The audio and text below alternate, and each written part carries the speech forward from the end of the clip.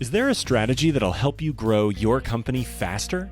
CEO Sales Strategies is an investigative business podcast for entrepreneurial people who never stop asking questions. Highly acclaimed sales revenue growth expert Doug C. Brown interviews CEOs, business owners, and professionals who serve them to uncover and share actionable tips and methods behind their bulletproof sales strategies. Topics covered on the show include their failures, struggles, secrets, and processes that help them succeed in selling millions to billions of dollars of their products and services, all with the sole aim of helping you grow your business. If you are eager to know the most effective sales secrets from the A players of the game, then the CEO Sales Strategies podcast is certainly the place to be. Hey, ladies and gentlemen, welcome to the CEO Sales Strategy Podcast. I am Doug C. Brown here, your host. And today I have this amazing man who's coming on. His name is Mr. Russ Whitney. Now, Russ and I have known each other for years. I actually worked for him. I worked with him on projects. Russ has built some huge companies. He built a $250 million seminar training company. He built a $750 million construction real estate development company, all in Florida, and both at the same time. He is a best-selling author of over 30 books. He is a wealth of knowledge, and I believe you will probably get more information from this than you expect. Now, the thing is about Russ and I, every time we get together, it's like two guys, having a conversation. So you might find that the interview drifts a little bit back and forth, but that's our style between Russ and myself. So stay with it, write down the gems. You'll pick up some amazing stuff as we go along. You're also probably going to pick up some that Russ and I don't always see eye to eye on certain subject matter, and we have healthy debates.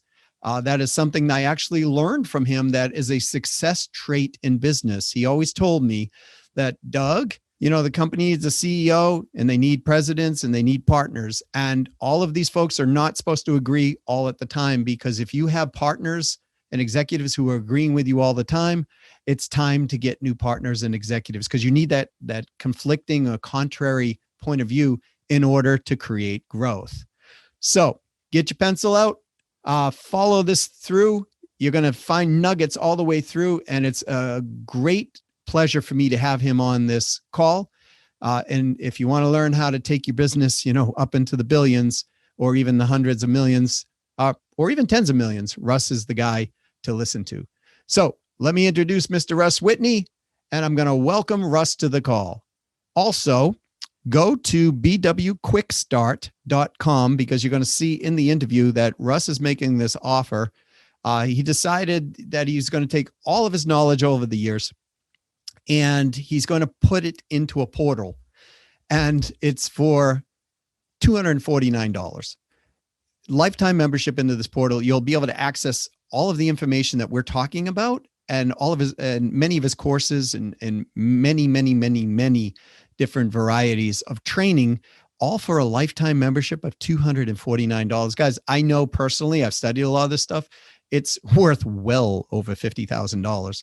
So, and you're getting it for $249. Why would he do that? He's no longer in the training or seminar business, and he just wants to share this information with others on how to build businesses, build their own self, and build wealth in the process. So without further ado, let's introduce Mr. Russ Whitney. So I'd like to welcome Mr. Russ Whitney to the CEO Sales Strategy Podcast. Russ has been a mentor of mine. I've worked with him, worked for him. I've learned a tremendous amount. And so lean in and pull your chair up and put your listening ears on, because you're going to get a lot of great information here. Russ Whitney, welcome to the CEO Sales Strategy Podcast. Hey, Doug. Good to see you, buddy. Same here. I really appreciate you doing this. And Russ, I'd like to jump right in. My gosh, you have such an amazing history in business and in life. And you built a $250 million training company, and I believe a $750 million real estate development company. And you did both of those at the same time. Yeah. Right. Well, the construction company was 6 years out of, been involved in the training business for 30 years. But since 1995, 96, where we developed a long-term strategy to it, not just go to a website or get a 3-day or 1-day seminar. Mm-hmm. We developed a long-term continuity program. That's really what took the company off. So it went from, when you say $250,000 businesses, $250,000 a year, actually. Wow. So what were some of my gosh, you had what, 2,000 employees at one point? You were doing 600 live events around the world per week, if I remember correct, right? 500 to 700. We remember we're a public company, so all this is public information. You can go to sec.gov and see all our audit statements. But yeah, we were 2,000 employees in 7 countries, including independent contractors. And also then we were doing 500 to 700 live events a week. That's exactly right. Not webinars. We're doing, hotels live. Man. Yeah. Flying people all over. Today, if you say 500 a week, you put it on automatic pilot and it does it itself. Well, that's a lot of coordination and yeah. And as we've discussed, there's more to grow in a company than just key sales strategies. And, on here today, I'd love to focus on what was some of the key, because you started this from startups. These were not, right. Funded companies right out of the gate. So all startup bootstrap without a ton of money. That's amazing. So what were some of the key strategies, especially in the sales side, that, got you in play from your first, say, 0 to 5 million? What were some of the key ones that helped you build at least to 5 million? Well, let me just start by saying that I got involved in the seminar business in 1984. So I started by buying a book. I bought a Get Rich book back when I was 20 years old. And it was written by a guy who became and still is a good friend of mine, Mark Harrelson. And this whole concept was, to go to an area of town, look for properties that are in rundown, beat up shape, paint them, clean them. You force the value up, so you don't wait for the market to go up. You force that. You get in control of it. And then the mathematical concept was easy. Add up the rents, or projected rents. So if you have a duplex and it rents for $1,000 each side, you got $2,000 coming in. Deduct tax, insurance, water, sewer, maintenance, vacancy ratio. And I did the mortgage too. And if there's money left over, that's positive cash flow. So I had got this, and it started from the beginning, this thing in my brain when I was 20, and I didn't graduate high school, as you know. Got married when I was 20 years old, had a baby by the time I was 21. And I kept getting this message in my brain that I could do something better with my life, but I had no idea what that meant, because I came from a total blue-collar background. My mother left when I was 3. Father died when I was 14. So it almost sounds like a country song. That does it. My dog died, but pickup truck broke down. Anyway, that's just the way it is, though. So, I got this book, and it was pretty easy going to a rundown, beat up area town. I would get seller financing. In the first deal, I made $12,000, which was a year's pay for me back then. And then what I didn't do is I didn't go buy a new car, jewelry, or a depreciating item. The book said, invest all the money back into appreciating assets, of which income-producing real estate is. That's exactly what I did. And then there came a point where I was so new at it, I bought a rundown piece of property, but I didn't leave enough money to fix the whole thing. So run dry of money. Now I had to go scrambling for a loan. It wasn't I had bad credit. 20, 21 years old, I had no credit. And just by searching and going and asking and not quitting, I found a bank that couldn't lend me money on a regular home improvement loan, but they could lend what was called an FHA Title I loan. It was a government insured loan, which was designed by the government, given to banks to get around what's called redlining. And redlining simply means that banks discriminate. Low, moderate income, and ethnicities, they do. Whether they say they don't or not, but they do. So this was a loan that I could get, and the bank would give it to me because the government insured it 90%. So I could borrow as much as $17,500. If I defaulted, the bank would get 90% of the loan back, but they also meet their qualification for bank regulations of non-discrimination. So I used that money, and what I realized is I got the work done that I said I was going to do for a whole lot less. So I got the work done for $6,000, $7,000. I borrowed 17. So now I had, another $15,000, $12,000, whatever. I invested 2 more properties. So over 2 years, I built that up to enough cash coming in where I could quit my job at 23 years old. I went on, 4 more years, age 27. I had enough equity and cash to become a self-made millionaire, 27 years old. Now, keep in mind, I had more equity than cash at that point. Mm-hmm. I could have leveraged more. So I don't want to make it sound too easy, but that was my first overnight success, which took 7 years. And how did it feel, Russ, when you got there and you knew you were a millionaire? What did it feel like? Mixed. In other words, it was like, man, I'm a millionaire. However, equity doesn't pay charge cards or pay, your car payment. Right. So although I had equity in net worth of $1 million, but it wasn't buku cash. It was like like an IPO where all of a sudden you got $1 million in cash money. Right.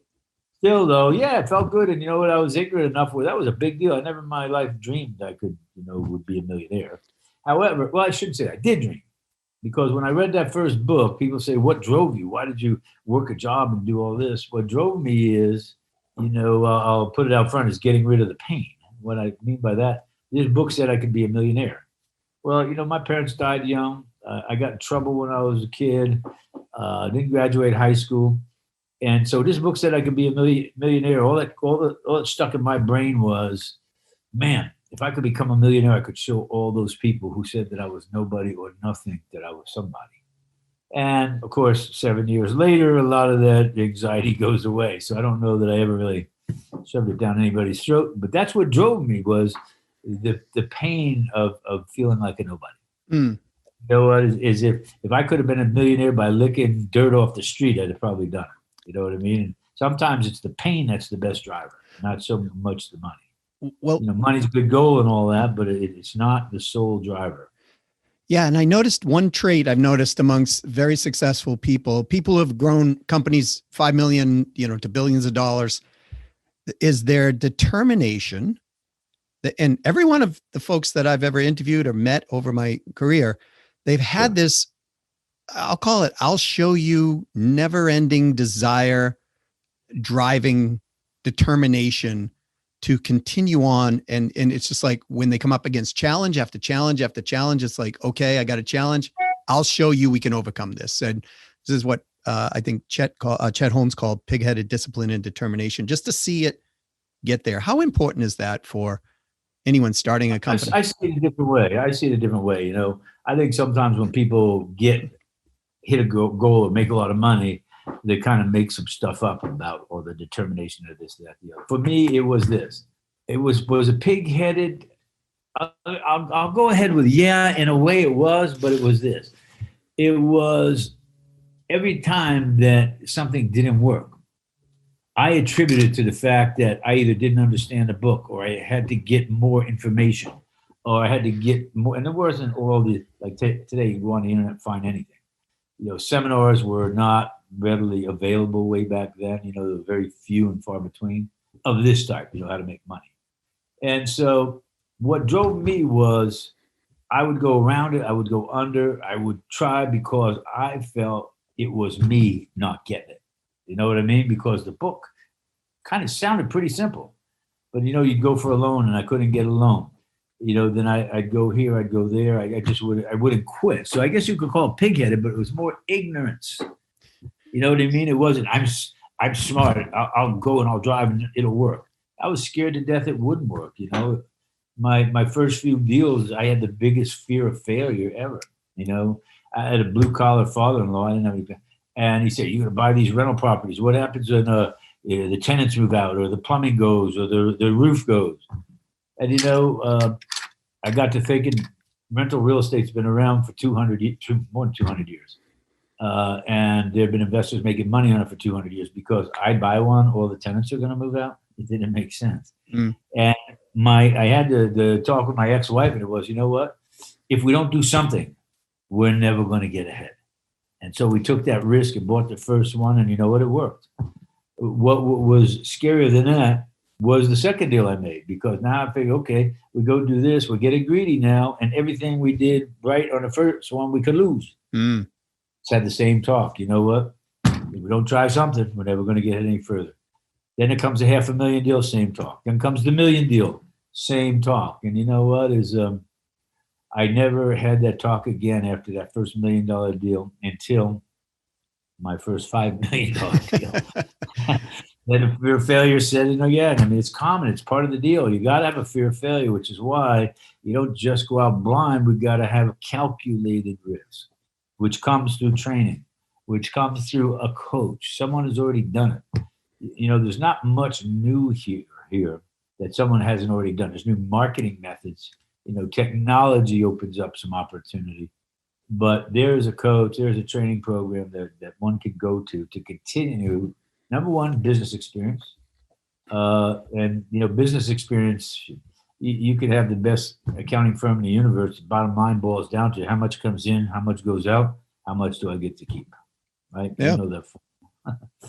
And then the sales and marketing was key. So after that first deal, when I made that $11,000, I thought to myself, one book, $11,000, a lot of books, a lot of money. So I started buying every book, and back then it was cassette tapes.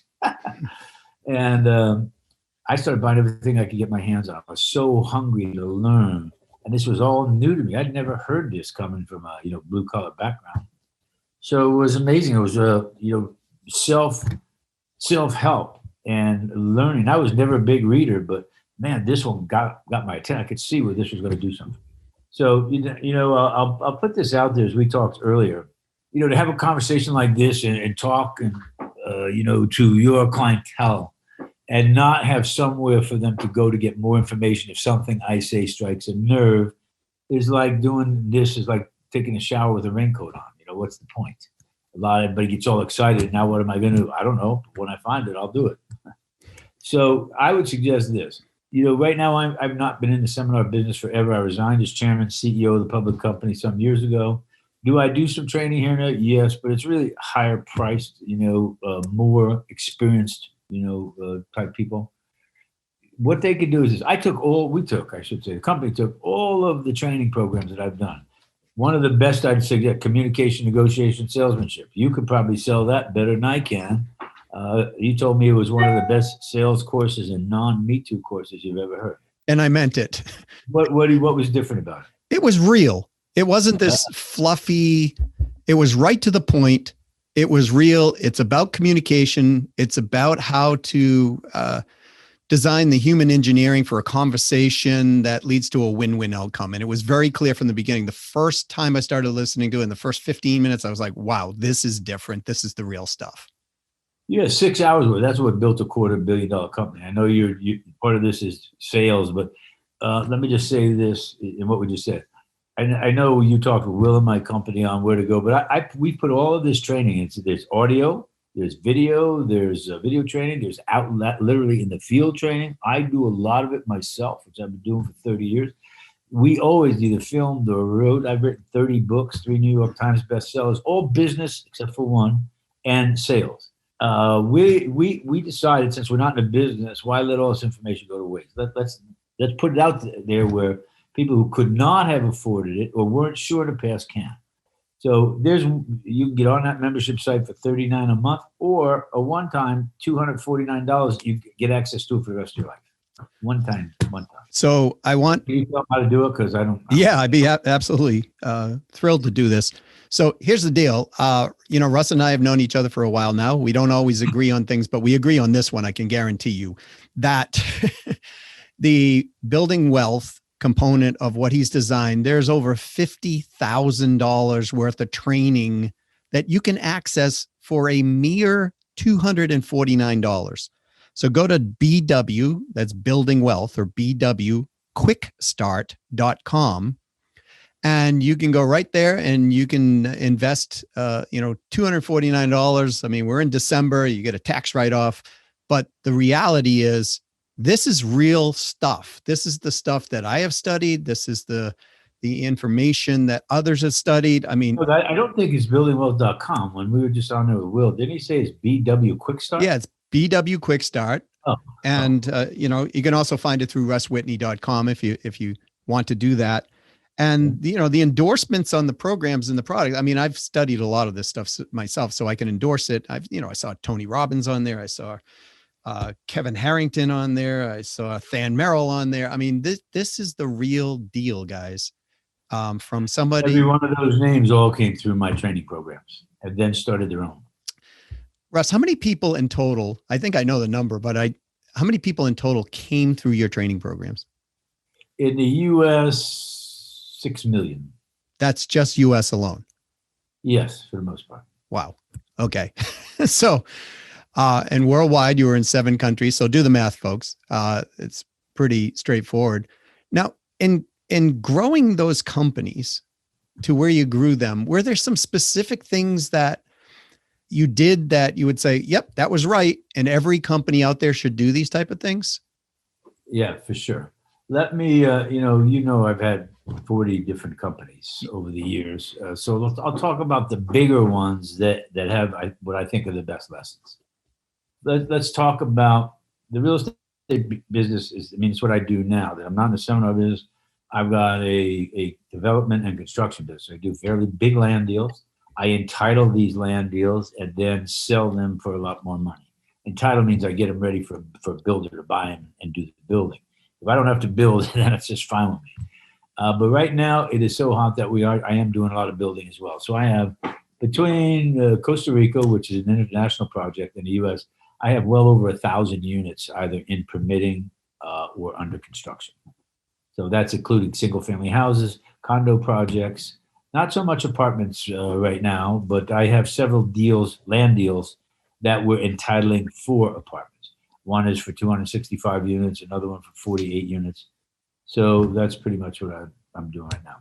So getting back to your point, let's go into the seminar business. Once I made that net worth, I moved to Florida. Let's see, what year would this be? That would be, I was 25 years old. And somehow I got a bug up my butt by the time, call it 25, 26, to write a book on how I did what I did. Because everything I did, I didn't invent. Most of it was taught to me by others. I may have had to tweak it here and there to get it to work for me because I didn't have a lot of money, a lot of credit.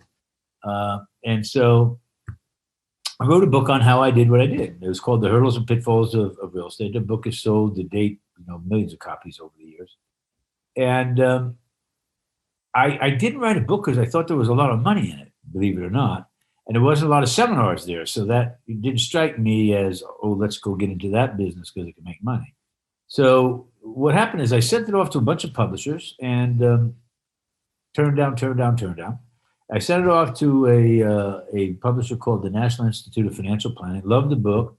They said that they would publish the book if I would agree to go speak at their seminars. So they were one of 2 or 3 in the country at that time. And I had never been to a seminar, and I don't even know what speaking at a seminar meant. But I'd gone through a lot of sales training.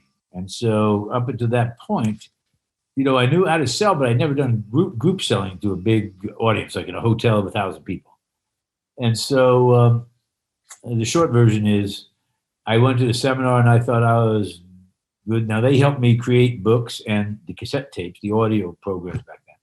And there was probably 1,500 people at the seminar, and some of the top speakers in the world, financial guys, Hal Morris, stock gurus. But anyway, I got up and I gave the presentation on how I did what I did, how I got to the financial independence and a net worth of $1 million. It was very realistic, and I wasn't a polished speaker. And when I'm done, nobody bought a thing. I didn't sell one book. And so I was kind of crushed because my room was packed. People were crying. I was crying.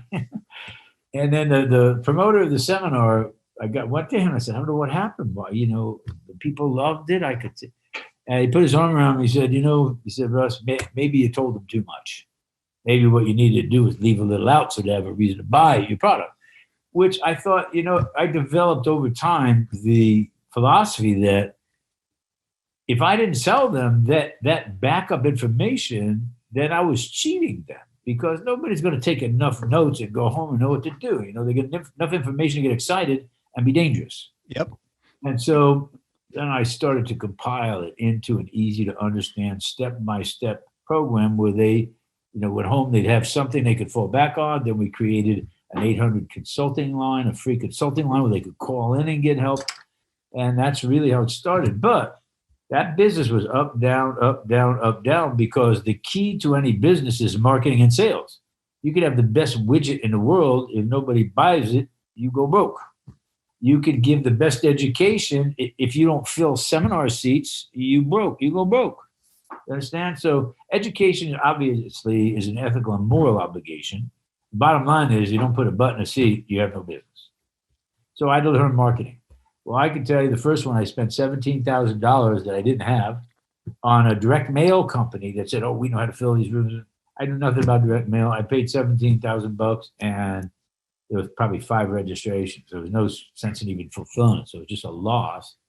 I don't know whether they didn't know what they're doing, or I got taken for a ride, but one way or the other, it's the old adage: when two people get together, and one has knowledge and one has money, the one with the money usually leaves with the knowledge, and the one with the knowledge leaves with the money. Well, they had the knowledge, that's for sure, because they left with the money. Well, anyway, it was up, and down from 84, 85, all the way until 1995. And, in the books you'll read, my books are all autobiographical. So they're not, preachy or telling you what you should do. But basically what I did and how I would do it right now if I was in this place and time. And so I got out of the seminar business about 1991-ish because it was so up and down. It was mentally, draining. And I thought, you know what? I need to go buy a chain of 7-Eleven stores or some convenience stores or some McDonald's franchises, something that's going to be steady. And I started a company back then called Fun Rentals Franchise. I won't go into detail. It was a franchising company, which over 3 years put my heart and soul, and it failed. I lost probably a couple of $1 million that I didn't have either. And at that point, somebody, you know the story, there was a promoter. First name is Ron. I won't say and asked me to come and speak at one of their events. Now, I hadn't spoke for 3 years. And this is around 1994. So I spoke. A lot of people that recognized me, remembered me. The products were so good that, we sold out. And I did that for a few more times. And then he and I got into a dispute. And I said, you know what? I'm going to get back in the seminar business. And the truth is, he knows this story too. Just to spite you, I'm so pissed off at you, and I'm going to compete. And so what we did at that point is we changed the whole business. So we went to a free preview format to a 3-day training, very minimal money, where people get enough time with us to say, wow, okay, this makes sense. You know what I mean? I could see it's real. And then we created an 18-month to 3-year continuity program, just like a junior college or a college. And we modeled it after that. And you know what? It took off. First year, we did 5 million in sales. Second year, we did 13 million, 16 million. No, we did 13 million, 26 million. The year we did 60 million. You know the story, 90 million, 120 million, all the way up to $250 million over maybe a little more or less than 10 years. And we were cash flowing $1 million a week. So what I learned there was more on how to take something that already existed, this type of training, but to redesign it and marry the customer over long term, kind of like an Amazon does or a Zappos is doing. And that's what we did. And you know what? It built a humongous loyalty rate.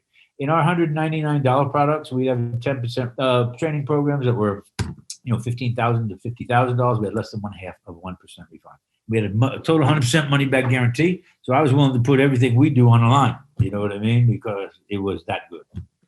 And not just that good because I'm a genius or staffing was a genius. It's because we worked on it until we found what would work for each level of experience in a new customer, a new student. And sales, yes, critically important.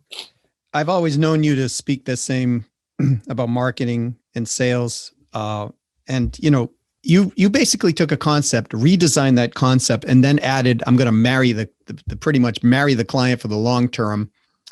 And that's what drove you to $5 million in the first year and beyond. Right. And then you continue to keep doing that. But I remember us talking in the past where you then got to a place where it was like the business was getting a little bigger than you frankly knew how to continue it.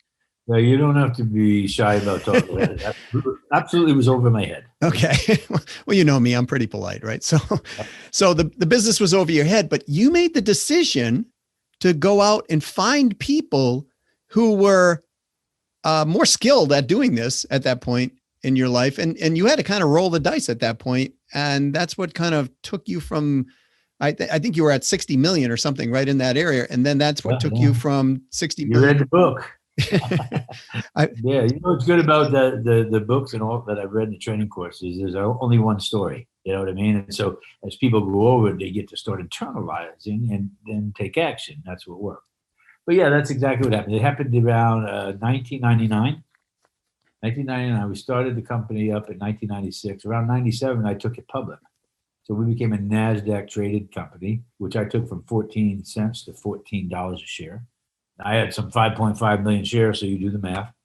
But anyway, what happened is we got to 60 million, and I want to say probably call it 150 employees at that time. And we had started several brands now. So it wasn't just the Building Wealth brand. We had Teach Me to Trade, Star Trader, the Rich Dad, Poor Dad brand. Most people don't know that I owned the Rich Dad Education brand. Kiyosaki had minor ownership. I had more than majority ownership. And numbers of other big brands. That's where we grew from, not only organic, but by acquisition. And by being a public company, it made it easier to acquire other companies in the same industry and roll that up. So at 60 million, I realized that I was over my head.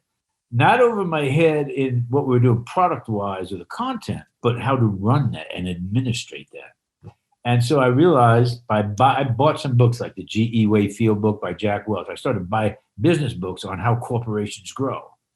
And one of the things I learned was this, that there is a term called intrapreneur and one called entrepreneur. Most of your people listening are entrepreneurs.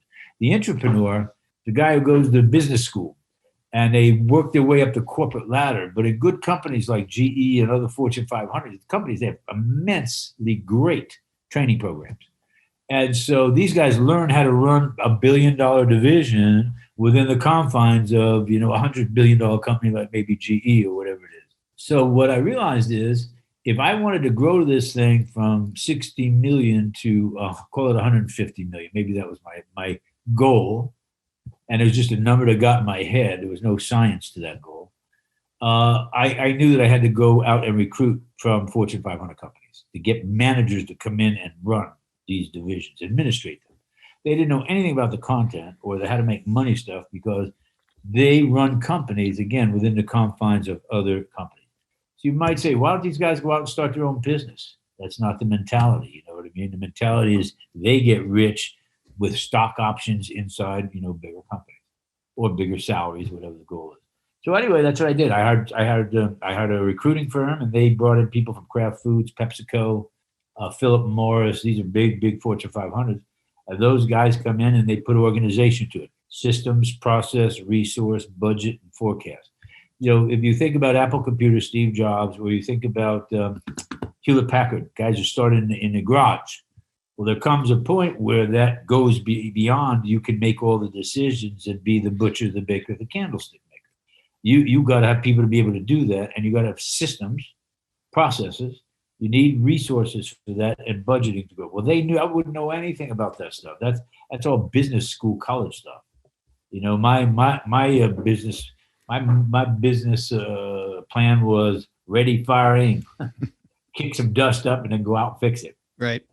It works for me. But today, of course, I know better. I mean, I had 10 different divisions. We did numbers of acquisitions, as you mentioned earlier. We started a construction company during the 2000 boom, early 2000 boom. We built 7,000 houses. Had sold 7,000 houses in 6 years, over 750 million in housing sales. While I was developing a 5,000 acre development in Costa Rica, which actually I kept 148 acre piece. I'm just finishing up 667 housing units, along with 4 or 5 story mid rises, gated community pools. If you go to the russwhitney.com website, up in the top you'll see a menu that says RW Projects. You hit that, you can scroll. You can see bunches of the different real estate projects I've done over the years and doing currently. Russ, one of the things that I recognized through your stories and, having the ability to spend, 14 months pretty much side by side with you is you measure and know everything. And what I found is as I go into companies and I look at their sales or I look at their ability to grow, one of the big things I found is most companies aren't really taking and measuring micro sales ratios or measuring ratios throughout their company. Sure. Really? Yeah. Smaller companies, bigger companies? Bigger companies, they get stuck. Or one of those, entrepreneurs decided to kind of back off because they're making enough money and they stopped doing what they were supposed to be doing. And then, Sure. we find these, optimization points within companies, right? Or the blind spots within their companies. Yeah, Can you sure. share how much you guys did, with the measurement? Because I remember you telling me a story one time, which is I'm combining two questions, on and around, everybody thinks business just runs so smoothly. Once you're there, the cash is flowing, everything's amazing, no problems whatsoever.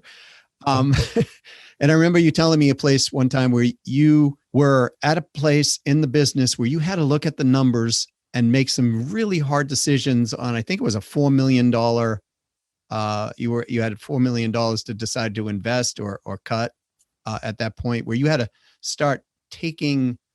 Oh, no, that was 1999 when I hit the 60 million. Mm-hmm. I could have pulled $4 or $5 million out, or just take it like an entrepreneur would want to, or I've had the choice to allocate that money and bring in Fortune 500 guys where I had to take salaries from quote 70,000 to $250,000. Mm-hmm. You know what I mean? And so what I did is I left that money in and I rolled it back. It took money to live on, you know what I mean? But I rolled that money back in, and it was the best decision I ever made, because that year we went from 60 million to 90 million.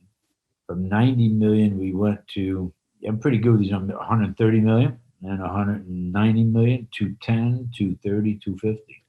So I would never have been able to manage. You talk about 7,000 people. So let me just go back.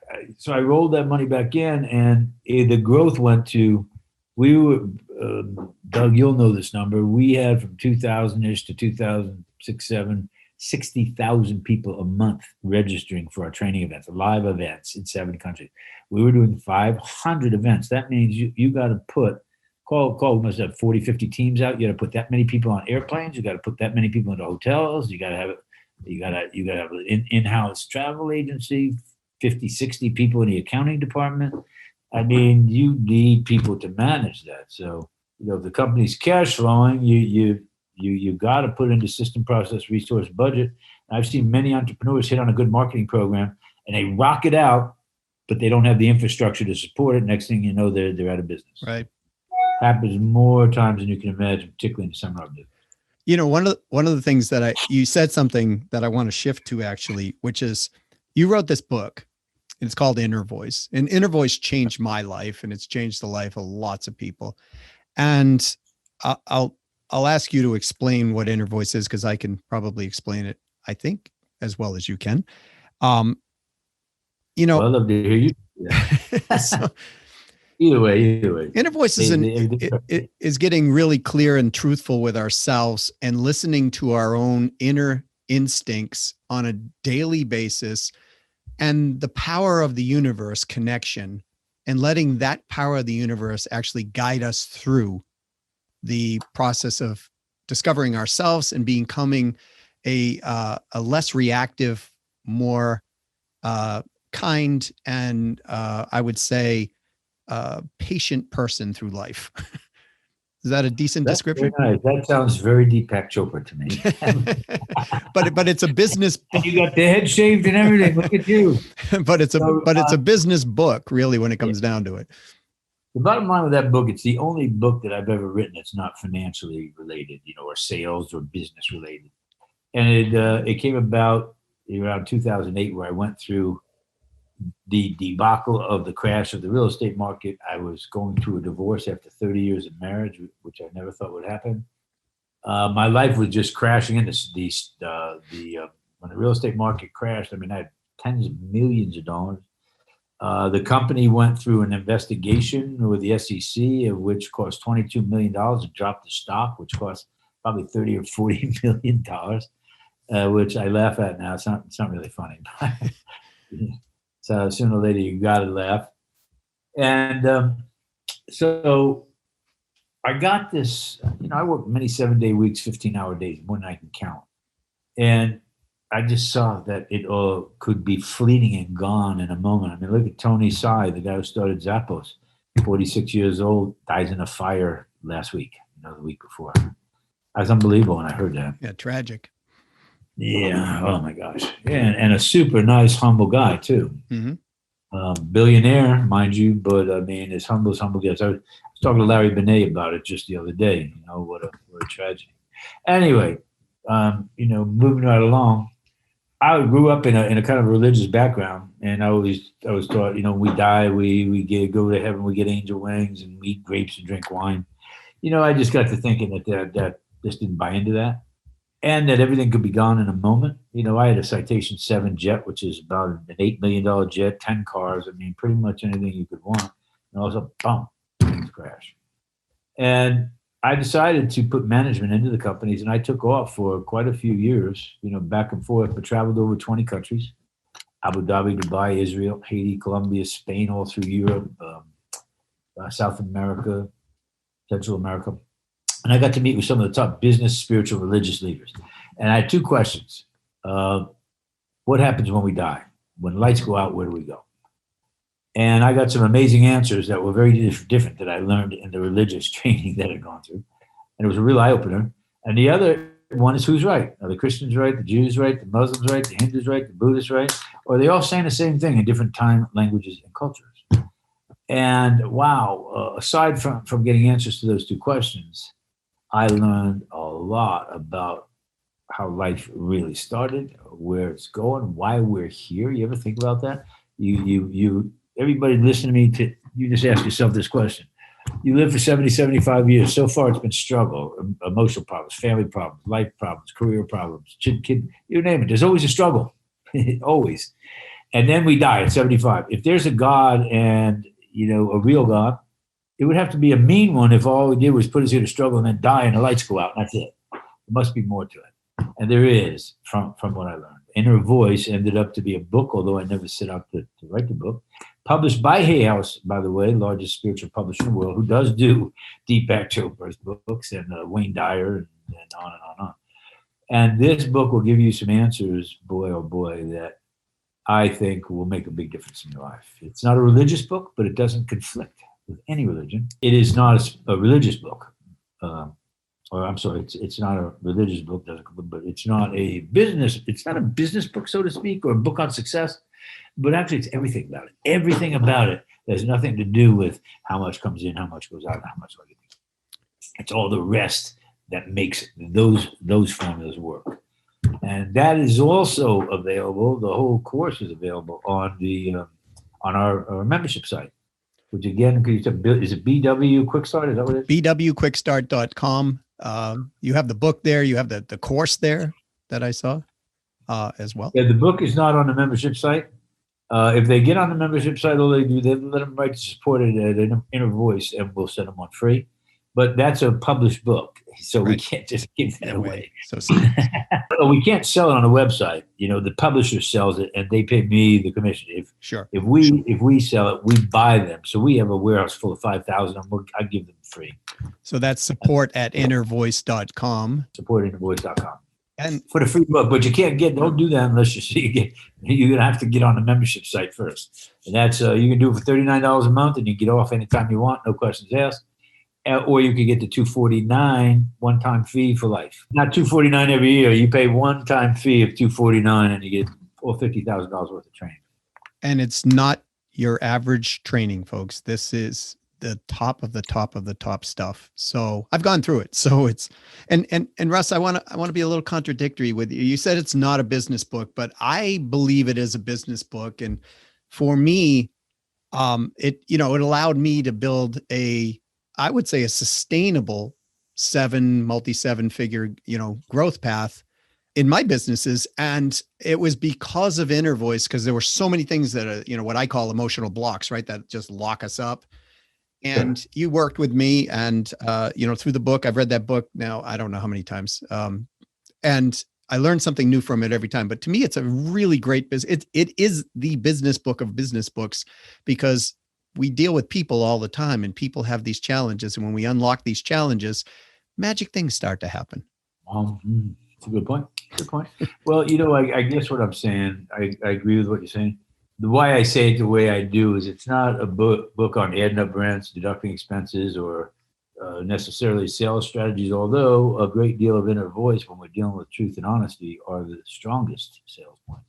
So you're right in a way, but this is not something I don't think anyone will ever see in a business book. What in a voice. You know what I mean? No. They're very rarely going to see anything like this in a business book. It's definitely a book too, by the way, that if you're 35 years or older, you know, it's not a book that you thump on somebody. It's something somebody has to be ready for.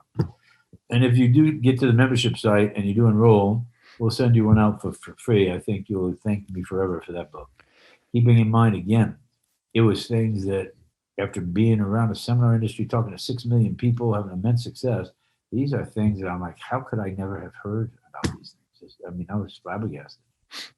And you know what? The interesting is, like me, I said, I'm going to write a book about this. And so I was like 90 days after I started the process of that tour, well, the inner voice never came out until 5 years later.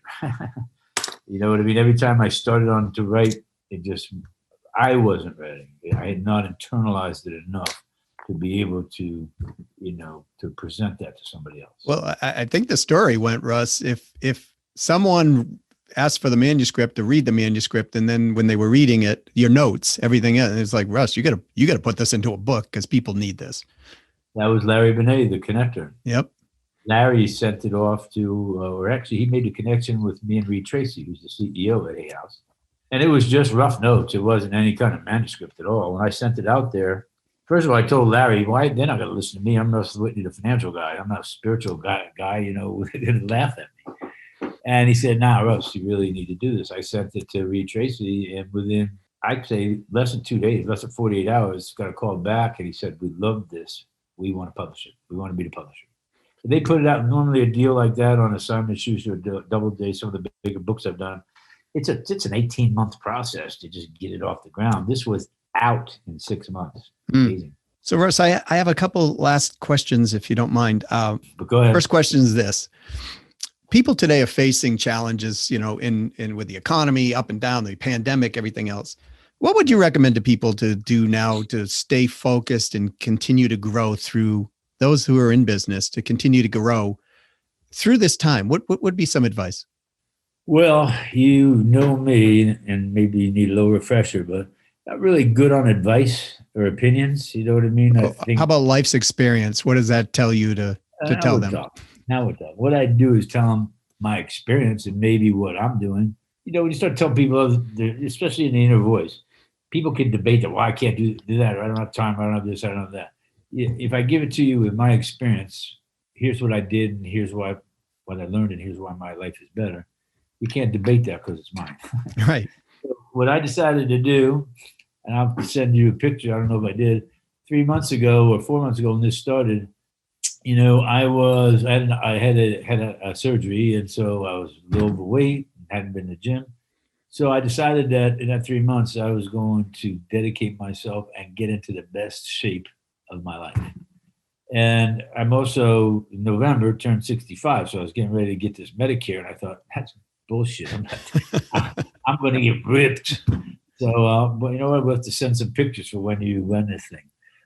So I got ripped. So I focused on getting my butt in shape, number one. Number two, I started feeding my mind, more. Feeding your mind is like feeding your body. You eat every day, because if you don't, you'll starve, you'll dehydrate. Same is true with the mind. If you're listening to all this crap about the pandemic, and you're listening to the radio and the news, and what you're hearing is rape, pillage, plunder, recession, depression, you're hearing garbage. And you know what? That'll take you right down the tubes quick. Start feeding yourself with good positive things, like the stuff that's on the membership site or whomever. Our membership site is more growth from within. It's not the fake it till you make it kind of stuff. So I started dedicating. Then I started looking at, where can I turn? Like the seminar business right now is in the death knell because you can't have big gatherings like that and so forth. And all of a sudden, one of the only things that I see right now that is an essential item not being shut down is construction and or apartment buildings. Right now getting in the real estate business and buying for no money down and painting, cleaning, fixing up, and renting them out. Occupancy rates are higher than they've ever been. Now, if you're in New York, New Jersey, or some of the northeastern states, you got to take a little harder look at that. So if you're in Illinois and some of these states, I don't mean to get political on you, but the blue states are really taking hits with all of this. Any of the states that have high state income taxes, People are fleeing from then they're fleeing to Texas, and they're fleeing to Arizona, and they're fleeing to Florida. They're fleeing to places that don't have the state income taxes, where the housing market is booming. And I'm telling you, in these states that I just mentioned, booming. You can put a house on the market under 300 grand, what you'd pay probably $750,000 for in some of these states, and it's sold in one day. My assistant, her and her mom have a duplex here. Cindy, you know Cindy. Yes. It's duplex. They put it on the market one day, sold for $450,000, a duplex. 2 years ago, that duplex would be $269,000, $270,000. And it's not too late. It is still, so I would look at real estate. I would look at businesses that they call essential. Excellent. So again, go to bwquickstart.com, pick up your lifetime membership here on building wealth. And Russ, could I summarize what you just said and maybe, feed your mind, focus on solutions only, and ask yourself qualified and quality questions? Mm-hmm. Yeah. So Russ, I want to thank you because it's always a pleasure to talk with you no matter where we are. And I really appreciate you doing this. I know that people who are listening to this will grab some great gems of information, and they should and must go to bwquickstart.com and pick up the Building Wealth, in my opinion. And so I want to thank you, and I bid you a wonderful day. Thank you. I appreciate that, Doug. Best to you. Hope to see you soon. Yes, sir. All right, guys. So let's unpack what we learned here today.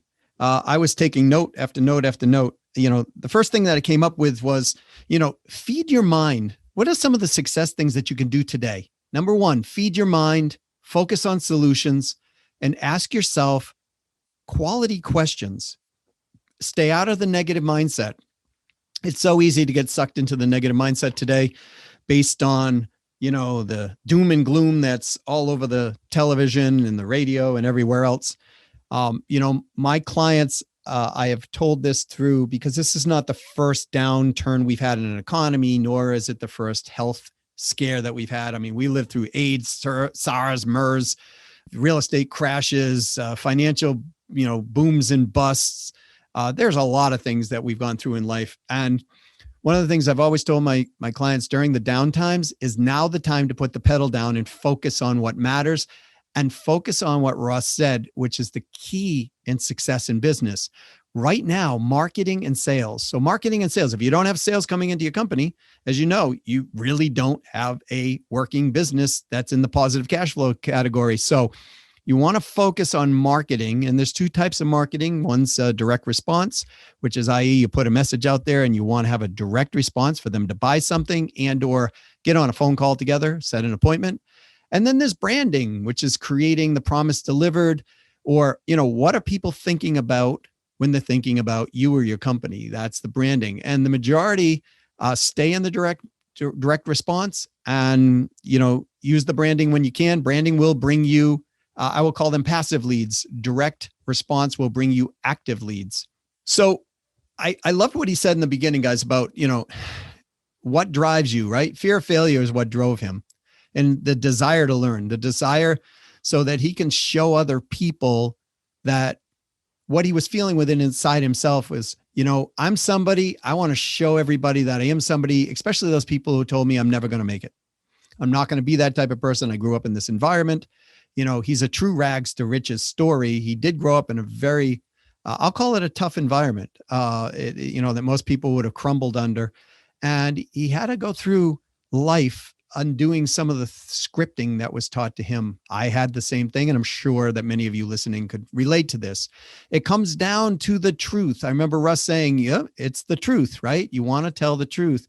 And, the old adage, the truth will, shall set you free. Couple of things here, hire the best people possible. In other words, when he got up to 60 million, he realized, okay, this company's starting to get out from underneath me. I'm not really skilled to be able to take these facets of what I need to know next and put them in place. But he was smart enough to hire the best people possible. And by the way, that was an investment. So hiring the best people possible is an amazing trait. And consuming information on a regular basis that can drive your own self to become the best person that you can. I know Russ personally reads a lot. He listens to a lot. He still studies a lot. I mean, think about this, guys. He's retired if he wants to be, but he's never going to retire, right? Because he has this driving way about him that will continue to keep pushing him forward. So he's making millions or multis of millions or tens of millions or hundreds of millions of dollars. It is who he is. And he's come to recognize that. If you got anything else out of this, please share it with us. And one of the final things I got out of this was that you want to take something that existing that's working. Again, you're not pioneering new programs or products. You're taking something that's working and you're innovating on that. But the key is to marry the customer, marry the person who's going to invest in your product or services. And when you do that, you're thinking long-term. I mean, no one gets into a marriage hoping that it's going to break up. Well, very few people, I would say. So you want to get in there and hold on to that client. It's extending the client engagement in a win-win fashion all the way through. When you do that, you get repeat purchases, referrals, you get to expand the sales, sell more, cross-sells, upsells, downsells, every thing that you can imagine could happen. And sometimes you build these great relationships where these relationships will then actually promote for you. As long as you marry the client, marry the customer for life. All right. So if you've enjoyed this, please share this with someone else. Post it out on your own social media circles if you believe this can help someone else. And please, if you love the podcast, give it a 5-star rating. I would be very grateful. And before we go, once again, don't forget to go to bwquickstart.com. And that's where you can get your lifetime access of $50,000 plus training for a mere $249. And if you want to check out more about Russ Whitney in general, go to www.russwhitney.com. This is Doug C. Brown with the CEO Sales Strategy Podcast and businesssuccessfactors.com. I thank you for being here, and I will see you on another call.